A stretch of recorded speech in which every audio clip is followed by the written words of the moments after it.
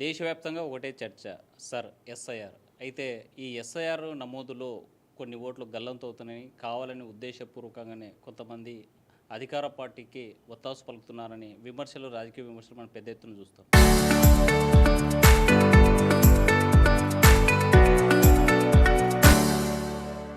అయితే ఈ నేపథ్యంలో కర్నూలు మున్సిపల్ కార్పొరేషన్ కమిషనర్ ఓబ్లేస్ మంతున్నారు. సార్ చెప్పండి, ఎస్ఐఆర్ ప్రక్రియ ఎలా కొనసాగుతుంది?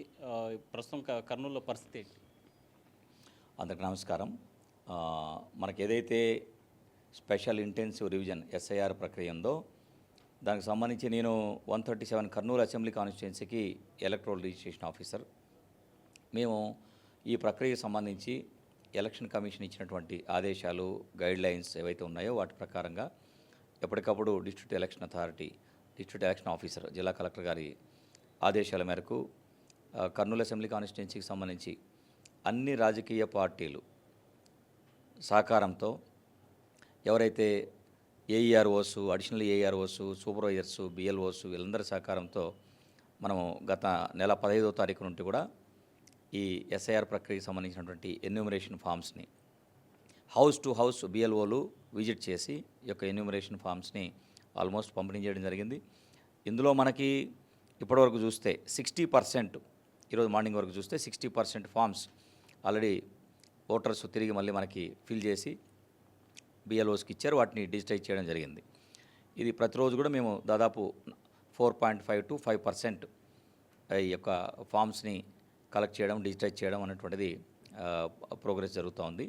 దీనికి సంబంధించి పీరియాడికల్గా ప్రతి వారం కూడా ఈ యొక్క ఎస్ఐఆర్ ప్రక్రియ పురోగతికి సంబంధించి గుర్తింపు పొందినటువంటి రాజకీయ పార్టీల ప్రతినిధులతో కాన్స్టిట్యున్సీ లెవెల్లో మేము మీటింగ్ పెట్టి ప్రోగ్రెస్ని వారికి చెప్పడము, అలాగే మనం తీసుకుంటున్నటువంటి ఎప్పటికప్పుడు ఎలక్షన్ కమిషన్ నుండి వచ్చే దీనికి సంబంధించినటువంటి మార్గదర్శకాలని వాళ్ళకి తెలియజేయడం, అట్లాగే ఫీల్డ్ లెవెల్లో ఆయా రికగ్నైజ్డ్ పొలిటికల్ పార్టీస్ తరఫున బిఎల్ఏస్ని బిఎల్ఓతో పాటు ఫీల్డ్లో హౌస్ టు హౌస్ విజిట్ చేసే సందర్భంలో ఓటర్స్ని ఐడెంటిఫై చేయడం, అలాగే ఎన్యూమరేషన్ ఫామ్స్ని ఫిల్ చేయడంలో గైడ్ చేయడం, వీటన్నిటిని చేసే విధంగా రాజకీయ పార్టీల తరఫున కూడా బిఎల్ఏల్ని ఇన్వాల్వ్ కావాలని చెప్పేసి వాళ్ళకి ఎప్పటికప్పుడు కోరుతున్నాం. ఆ రకంగా రాజకీయ పార్టీలు కూడా చక్కగా సహకరిస్తున్నాయి.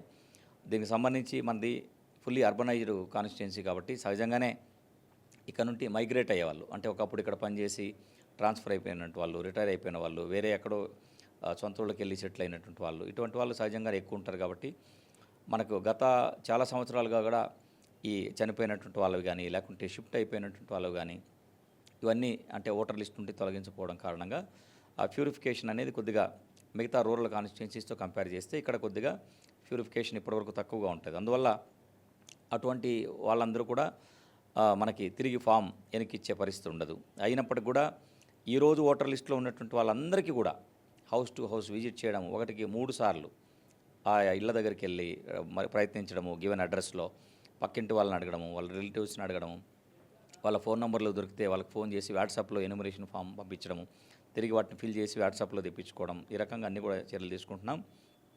దీనికి సంబంధించి ప్రింట్ మీడియా ద్వారా, ఎలక్ట్రానిక్ మీడియా ద్వారా, సోషల్ మీడియా ద్వారా ఈ యొక్క ఓటర్లకి ఈ యొక్క ప్రక్రియకి సంబంధించి అవేర్నెస్ ఇవ్వడం, అలాగే మేము 22 ఆటోల ద్వారా మైక్ అనౌన్స్మెంట్ కూడా చేయిస్తాం. గత 4-5 రోజులుగా కూడా ఎవరైతే ఎన్యూమరేషన్ ఫారాలను ఆల్రెడీ తీసుకున్నారో వాళ్ళు ఇంకా ఎవరైతే తిరిగి ఇవ్వలేదో వాళ్ళు దానికి పాస్పోర్ట్ సైజు ఫోటో అతికించి వివరాలను నింపి బిఎల్ఓలకు అందజేయండి అని.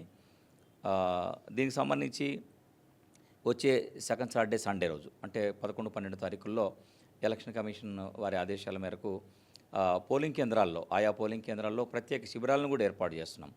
దీని ద్వారా ఏంటంటే అప్పీల్ చేసేది మీ ద్వారా, స్పెషల్ క్యాంప్స్ ద్వారా ఎవరైతే ఇప్పటివరకు ఆయా ఏరియాల్లో, ఆ పోలింగ్ ఏరియాల్లో నివసించకపోకుండా ఎక్కడ దూరంగా ఉండడము, తద్వారా ఓటర్లని బిఎల్ఓలు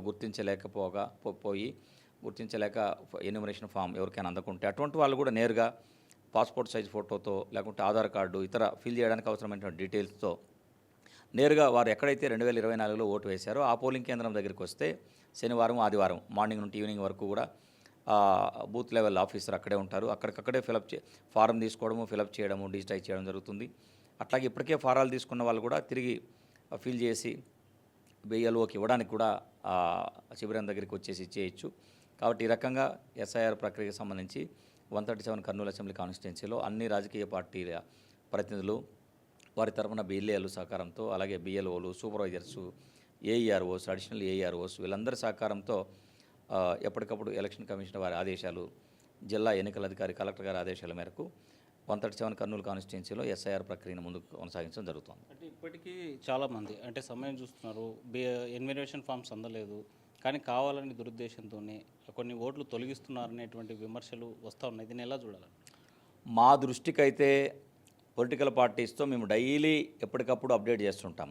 వారానికి ఒకసారి ఫిజికల్గా మీటింగ్ పెడతాం. ప్రతిరోజు ప్రోగ్రెస్ని వాళ్ళకి షేర్ చేయడం జరుగుతుంది. వాళ్ళు కూడా ఇన్వాల్వ్ అవుతున్నారు. మేము కూడా ప్రతిరోజు కనీసం ఒక 10-15 పోలింగ్ స్టేషన్స్లో నేను విజిట్ చేస్తాను, మా ఏఈఆర్ఓలు విజిట్ చేస్తారు, సూపర్వైజర్ విజిట్ చేస్తున్నారు. ఇంతవరకు మన కర్నూలు అసెంబ్లీ కాన్స్టిట్యున్సీకి సంబంధించి ఏ ఒక్క పొలిటికల్ పార్టీ కానీ మా ఓటు తొలగిస్తున్నారన్నటువంటిది అపోహ కానీ లేకుంటే ఆరోపణలు కానీ ఇంతవరకు మా దృష్టికి ఎక్కడ తీసుకురాలేదు. అటువంటి అవకాశమే లేదు. ఇది ఓటర్ లిస్ట్ని ప్యూరిఫై చేసే ఒక ప్రక్రియ అన్నమాట. నిజమైనటువంటి ఓటరు ఇక్కడ ఈ రోజుకు నివసిస్తున్నటువంటి ఓటరు, ఇంకా ఎవరు కూడా అసలు ఓటు అర్హులైనటువంటి ఓటర్ని మిస్ కాకుండా మేము అన్ని జాగ్రత్తలు తీసుకుంటున్నాం. ఎవరైతే చనిపోయారో వారి ఓటును తొలగించాల్సిందే, దాన్ని ఎవరు కాదనలేరు. అట్లాగే ఎవరికైతే 2 ఓట్లు ఉన్నాయో అది మా దృష్టికి వస్తే ఒక ఓటు వాళ్ళకి కోరిన చోట పెడతాం, ఇంకో ఓటుని తొలగిస్తాం, దాన్ని కూడా ఎవరు కాదనలేరు. అలాగే ఎవరైతే ఇక్కడ నుండి ఫుల్లీ మైగ్రేట్ అయిపోయి ఉంటారో, వేరే చోట స్థిరపడి ఇంక ఈ ఊరికి రారు, అటువంటి వాళ్ళకి కూడా అక్కడ ఓటు నమోదు చేసుకుని ఉంటారు. కాబట్టి ఇక్కడ ఓటు తీసేస్తే వాళ్ళకి ప్రయత్నం చేస్తున్నాం, అంటే మీరు అక్కడ ఫుల్గా సెటిల్ అయిపోయింటే ఇక్కడ తీసేస్తామని.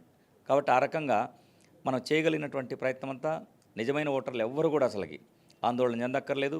ఏ ఒక్క పొలిటికల్ పార్టీ ఆందోళన చెందక్కర్లేదు.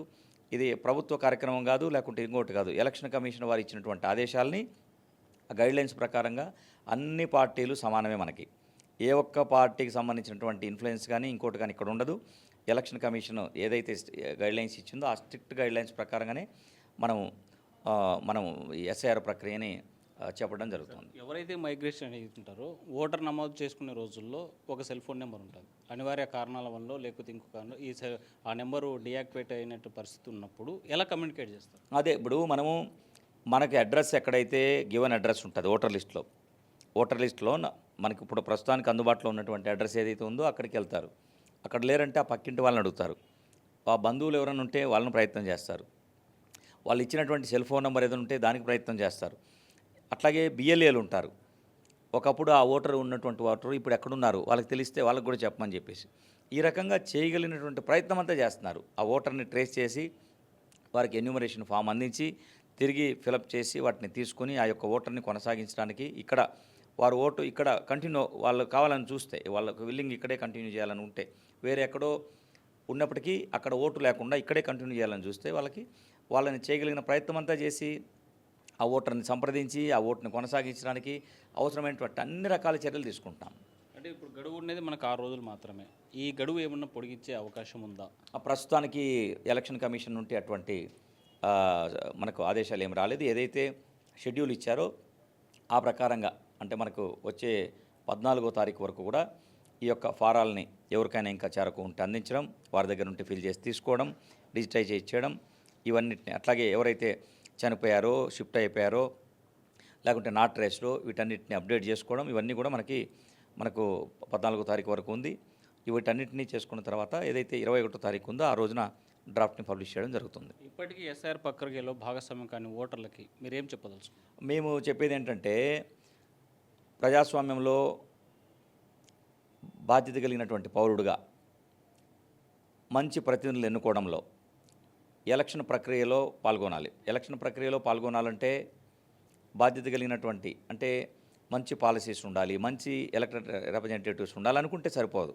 మంచి ఎలక్టెడ్ రిప్రజెంటేటివ్ని ఎన్నుకోవాలంటే ఎన్నికల్లో పాల్గొనాలి, పార్టిసిపేట్ చేయాలి, అంటే ఓటింగ్ ప్రక్రియలో పాల్గొనాలి. ఓటింగ్ ప్రక్రియలో పాల్గొనాలంటే ఓటు హక్కు మనం ఉండేట్టు చూసుకోవాలి ఓటర్ లిస్టులో. కాబట్టి దిస్ ఈజ్ రైట్ టైం. కాబట్టి ప్రతి ఓటర్ కూడా మీరు ఇదివరకే ఓటు ఉంటుంది, కానీ ఇప్పుడు ఎస్ఐఆర్ ప్రక్రియలో దాన్ని కొనసాగించాలి, నిలబెట్టుకోవాలి ఓటుని. అంటే ఏదైతే ఎన్యూమరేషన్ ఫామ్ ఉందో వాటిని మీకు బిఎల్ఓలు ఇచ్చినప్పుడు దాన్ని ఫిల్ చేసి మీరు 2002లో మీకు ఓటు ఉన్నట్టయితే ఎక్కడ ఉంది ఆ డీటెయిల్స్ మీ దగ్గర నేరుగా చెప్పలేకపోవచ్చు. కానీ బిఎల్ఓకి మీరు అక్కడ ఏ ఊర్లో ఉన్నారు, ఏ జిల్లాలో ఉన్నారు, ఏ కాన్స్టిట్యున్సీలో ఉన్నారు, ఏ స్టేట్లో ఉన్నారు చెప్తే కూడా వాళ్ళు రకరకాలుగా మనకు ఈసీఐ మనకు అవకాశం ఇచ్చింది. సెర్చ్ చేసి వాళ్ళు 2002లో ఎక్కడున్నారని వాళ్ళతో ఇంటరాక్ట్ అయితే కూడా వాళ్ళతో మాట్లాడుతున్నప్పుడు మనం కనిపెట్టేయచ్చు. వాళ్ళు చెప్పే ఏ ఊర్లో ఉన్నారు అప్పుడని బట్టి. అట్లాగే వాళ్ళకి అప్పుడు ఓటు హక్కు లేకుండా ఉంటాయి. కనీసం వాళ్ళ పేరెంట్స్, గ్రాండ్ పేరెంట్స్, వాళ్ళ తల్లిదండ్రి లేదా వాళ్ళ తల్లి తరపున పేరెంట్స్, వాళ్ళ తండ్రి తరపున పేరెంట్స్, అంటే పేరెంట్స్ అండ్ గ్రాండ్ పేరెంట్స్ వాళ్ళ ఓటు ఎక్కడైనా ఉంది కనీసం వాళ్ళకి సంబంధించినటువంటి ఓటర్ అయితే ఆ రకంగా వాళ్ళకి తెలియకపోయినా వాళ్ళ మినిమం ఇన్ఫర్మేషన్ ఇస్తే కూడా మన బిఎల్ఓలే ఆ యొక్క వాళ్ళ పేరెంట్స్, గ్రాండ్ పేరెంట్స్ వివరాలను కానీ వాళ్ళ ఓటర్ యొక్క వివరాలను కానీ మనం ట్రేస్ చేసి ఫిల్ చేసి ఆ ఓటర్కి ఎన్యూమరేషన్ ఫామ్ నింపడానికి గైడ్ చేస్తున్నాం. కాబట్టి ఇవన్నీ ఒకవేళ లేకుంటే ఎంత ప్రయత్నం చేసినా కనీసం ఇప్పుడు ఉన్నటువంటి ఓటర్ యొక్క డీటెయిల్స్ని పార్ట్ 3లో ఎన్యూమరేషన్ ఫామ్లో ఫిల్ చేసి మనకి వెనక్కి సబ్మిట్ చేస్తే కూడా లేటెస్ట్ ఫోటో అతికిచ్చి మనం ఆ ఓటు కొనసాగుతుంది. కాబట్టి ఎంత వీలైతే అంత లిబరలైజ్ చేసి ఎలక్షన్ కమిషను ఏ ఒక్కరి ఓటు కూడా పొరపాటును కూడా మనకి తొలగించుకోకుండా అన్ని జాగ్రత్తలు తీసుకుంటున్నాం ఎలక్షన్ కమిషన్ వారి ఆదేశాల మేరకు. మొత్తం చూసుకుంటే ఎస్ఐఆర్ ప్రక్రియలో ప్రతి ఒక్కరు భాగస్వామ్యం కాండి. ప్రజాస్వామ్యంలో విలువైన ఓటు హక్కును వినియోగించుకోవాలంటే తప్పనిసరిగా మీ డీటెయిల్స్ ఇవ్వాలి. ఓటు హక్కు ఉండేలాగా జాగ్రత్త పడాలని చెప్పి ఓటర్లకు చెప్పేటువంటి పరిస్థితి. వీడియో చంద్రశేఖర్తో హుస్సేన్, RTV, కర్నూలు.